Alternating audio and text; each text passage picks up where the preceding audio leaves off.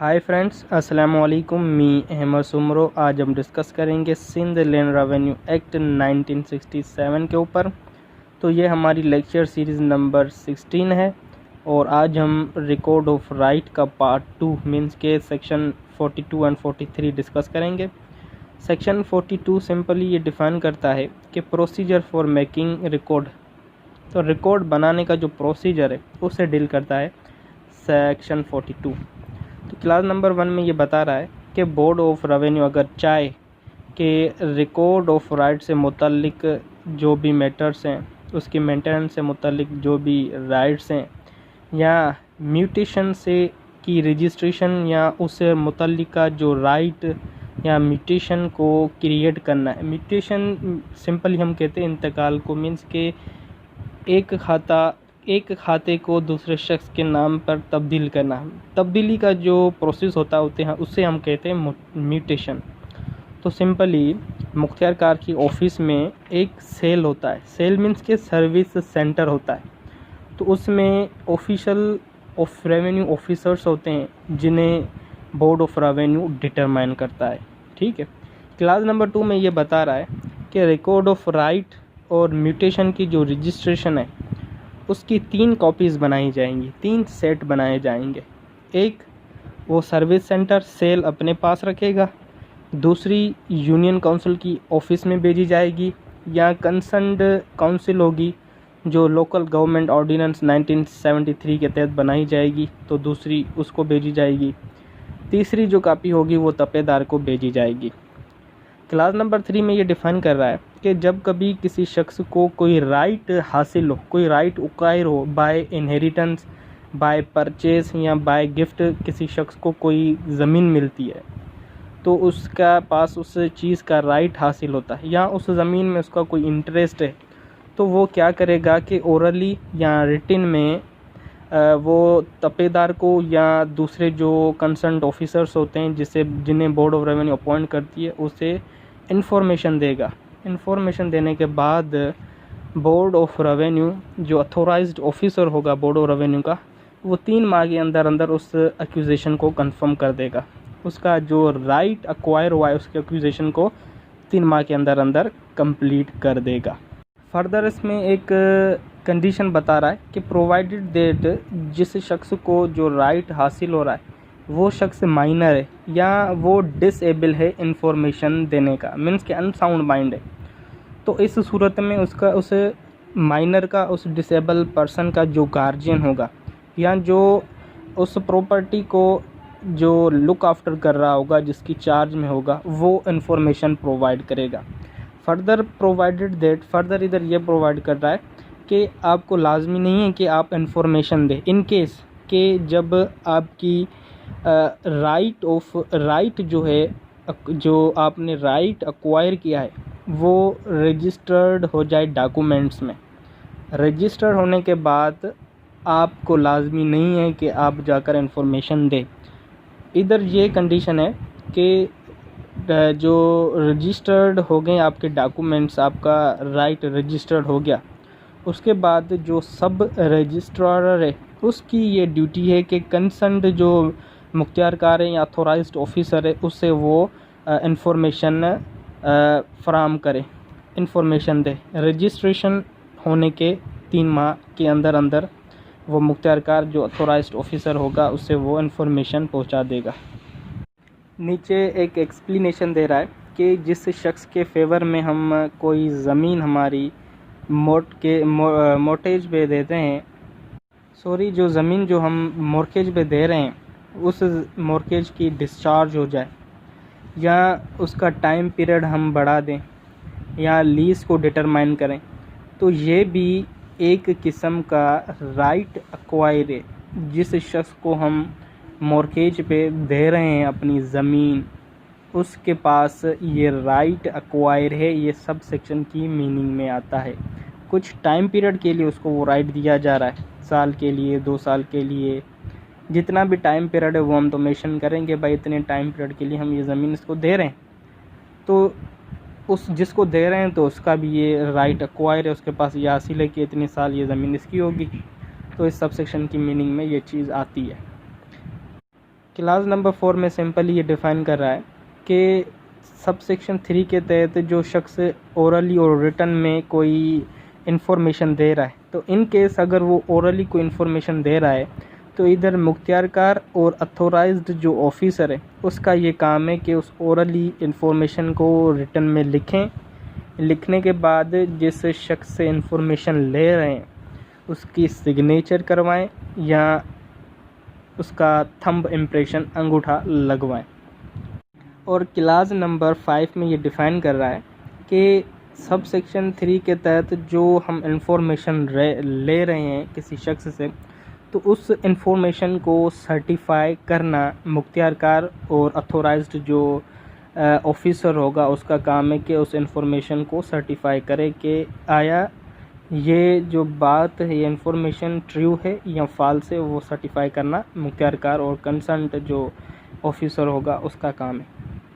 Number 6 में ये define कर रहा है कि मुख्तियारकार या अथोराइज्ड ऑफिसर के पास अगर कोई इन्फॉर्मेशन रिसीव होती है सब सेक्शन 3 के मुताबिक, तो मुख्तियारकार और ऑफिसर का ये काम है कि वो इंचार्ज ऑफ द सेल को वो इन्फॉर्मेशन भेजे।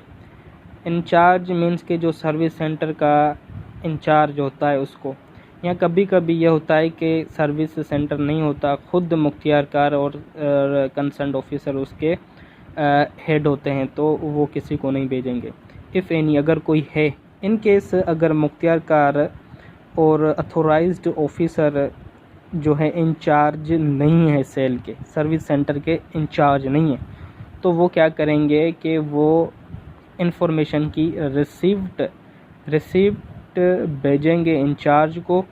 उसके बाद इंचार्ज उसको सेटिस्फाइड करेगा, उस एक्यूजेशन से सेटिस्फाइड होगा, फिर उस राइट की एंट्री करेगा, जो भी होल्डिंग के इंटरेस्ट होंगे हर चीज़ को वो मैच्यूएशन में रजिस्टर करेगा उस एक्यूजेशन को। मैच्यूएशन का इसलिए कह रहा है कि जब एज अ गिफ्ट अगर कोई चीज़ परचेज़ करता है तो वो क्या करता है कि एक शख्स के नाम से दूसरे शख्स के नाम पे करवा रहा है, तो तब्दीली का अमल हो रहा है, तो रजिस्टर ऑफ म्यूटेशन होगी इधर, ठीक है। नंबर 7 पॉइंट में सिंपली ये डिफ़ाइन कर रहा है कि जहाँ कहीं भी सेल ना हो, मीन्स के सर्विस सेंटर ना हो, तो वहाँ का इंचार्ज मुख्तियारकार होगा। तो नीचे कुछ पॉइंट्स बता रहा है कि एंट्री को कैसे, मीन्स के अगर सर्विस सेंटर नहीं है तो एंट्री कैसे होगी। तो नंबर 7 के ए में डिफ़ाइन कर रहा है कि ताल्के ऑफिस के नोटिस बोर्ड में उस एंट्री की कॉपी लगाई जाएगी, ठीक है। नंबर बी में ये बता रहा है कि उस एंट्री की एक कॉपी कंसर्न्ड जो तपेदार होगा उस एरिया का उसको भेजी जाएगी। उसके बाद तपेदार अपने डेरों में, अपने ऑफिस में ऐसी कॉन्स्पेशियस प्लेस पर लगाएगा, मीन्स के ऐसी प्लेस पे लगाएगा जहाँ पर बाहर का बंदा या जिसकी है एंट्री हुई है वो आसानी आकर देख सके। मीन्स के ज़ाहिरी बाहर, मीन्स के एक सी बाहर जगह पर लगाएगा, ऐसे छुपा कर नहीं लगाएगा, बाहर लगाएगा जहाँ पर देखने में से आसानी हो। नंबर सी में ये बता रहा है कि मुख्तियारकार अपने रिटन नोटिफिकेशन भेजेगा उन हर शख्स को जो उस ज़मीन में उस मैच्यूएशन में इंटरेस्टेड हैं, उस मैच्यूएशन में जो अपीयर हुए हैं, उन सब शख्स को एक रिटन नोटिफिकेशन भेज देगा। नंबर 8 पॉइंट में ये डिफ़ाइन कर रहा है कि जो एंट्री हुई है रिकॉर्ड ऑफ राइट में, अगर उसमें कोई ऑब्जेक्शन है, उसमें अगर कोई गलती हो गई है या पर्सन जो है उससे इफ़ेक्ट हुआ है, तो इस सूरत में हम उस एंट्री के अगेंस्ट ऑब्जेक्शन फ़ाइल करेंगे। कहाँ पर? इंचार्ज ऑफ द सेल, अगर सेल नहीं है, मीन्स के सर्विस सेंटर कहाँ पर मौजूद नहीं है, तो हम मुख्तियारकार के पास जाकर वो ऑब्जेक्शन फ़ाइल करेंगे। ऑब्जेक्शन जब हर चीज़ ओके हो जाएगी, एंट्री के 15 दिन के अंदर ही अंदर हम मुख्तियारकार के पास जाएंगे और बोलेंगे भाई एंट्री में ये ऑब्जेक्शन है, हमें ये करेक्शन करके दे। तो ये नंबर 8 पॉइंट है। नंबर 9 पॉइंट में ये डिफ़ाइन कर रहा है कि अगर कोई ऑब्जेक्शन है जो सब सेक्शन 8 के तहत रिसीव होता है, अगर कोई ऑब्जेक्शन, तो उस ऑब्जेक्शन को सेपरेटली इंटर किया जाएगा, सेपरेटली रजिस्टर किया जाएगा। कहाँ पर? Register of disputed cases.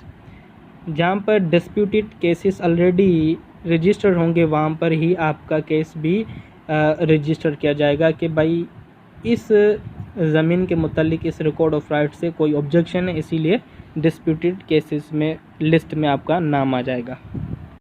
Number 10 point में ये डिफ़ाइन कर रहा है कि अगर कोई ऑब्जेक्शन डिस्प्यूटेंट केस में रजिस्टर हो जाता है तो मुख्तियार क्या करेगा, या कंसर्न्ड जो ऑफिसर जिसे बोर्ड ऑफ रेवेन्यू अपने बिहाफ पे अपॉइंट करे, अथोराइज्ड करे, तो जब डिस्प्यूट जो है रिकॉर्ड हो गया, रजिस्टर्ड हो गया, तो 7 दिन के अंदर अंदर एक ओपन कचहरी रखी जाएगी। कहाँ पर? जो कंसर्न्ड तपा होगा, जो कंसर्न्ड एरिया होगा, वहाँ पर एक ओपन कचहरी रखी जाएगी और जो भी उस ऑब्जेक्शन में पार्टीज़ इंटरेस्टेड होंगी, अपीयर होंगी, जो मुलविस होंगी, उन सब को बुलाया जाएगा, उन सब को बातचीत करने का मौका दिया जाएगा, उन सब की बातें सुनी जाएंगी। उसके बाद वो ऑर्डर निकाला जाएगा, जो भी ऑब्जेक्शंस होंगे उसको हल करके फिर रजिस्टर ऑफ मैच्योरेशन में मैच्योरेशन में रजिस्टर किए जाएंगे। पॉइंट नंबर 11 में ये डिफ़ाइन कर रहा है कि इंतकाल को रजिस्टर करने से पहले, उसकी एंट्री करने से पहले मुख्तियारकार उसको सर्टिफाई करेगा। सर्टिफाई करने के बाद उसका रिकॉर्ड ऑफ राइट बनाएगा। उसके बाद वो उस रिकॉर्ड ऑफ राइट को बोर्ड ऑफ रेवेन्यू के पास ट्रांसफ़र करेगा। पॉइंट नंबर 14 में ये डिफ़ाइन कर रहा है कि जहाँ कहीं भी सेल ना हो, सर्विस सेंटर ना हो, तो वहाँ का इंचार्ज मुख्तियारकार होगा। तो with in the time period अगर कोई भी ऑब्जेक्शन फाइल नहीं होता, या इन केस सब सेक्शन 10 के तहत अगर कोई भी ऑब्जेक्शन आ जाता है तो उसकी ओपन कचहरी रखी जाती है। कचहरी में जो भी मसलो मसाइल होगा वो सॉल्व होगा।